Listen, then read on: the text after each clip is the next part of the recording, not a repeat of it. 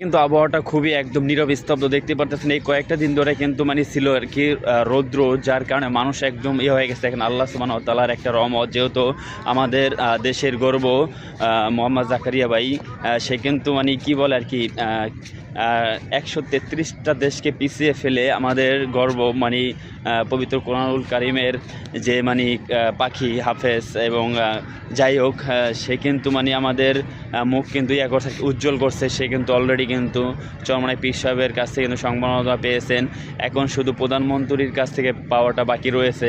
দেখেন প্রত্যেকটা কান্ট্রি যারা মানে কোরআনের পথে চলে তাদের কিন্তু মানে একটা যে মানে ভালোবাসা, একটা মহব্বত তাদেরকে দিয়ে থাকে। আর আমাদের বাংলাদেশে কিন্তু ততটা পাওয়া যায় না। কেননা কারণ আমাদের বাংলাদেশে বেশিরভাগই কী বলে আসলে বলতে চাই না, তারা কিন্তু কোরআনকে তেমন একটা ভালোবাসে না। যার কারণে যারা কোরআনের হাফেজ যারা মানে বাইরের দেশে গিয়ে আর কি কি বলে আর কি বেশি বেশি আল্লাহর কালাম শিখে বাইরের দেশে চান্স পেয়ে মানে আমাদের বাংলাদেশকে কি বলে আর কি মুখ আর কি উজ্জ্বল করে আসে, তাদেরকে তেমন একটা সম্মাননা দেওয়া হয় না সরকারের পক্ষ থেকে।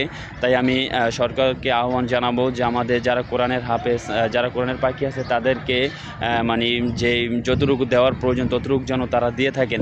তো সেই ক্ষেত্রে আমি কিন্তু মানে আমার কথাটা হয়তো আর কি বেশি একটু মানে বড় হয়ে যেতেছে, তারপরেও না বললেই নয়। আপনারা যত পারেন বেশি বেশি যারা কোরআনের পাখি এবং হাফেজ তাদেরকে বেশি বেশি মহব্বত করবেন, তাদের পাশে থাকবেন। আপনাদের জীবন মানে অবশ্যই কিন্তু রঙিন হয়ে যাবে তাদের পাশে থাকা। ঠিক আছে।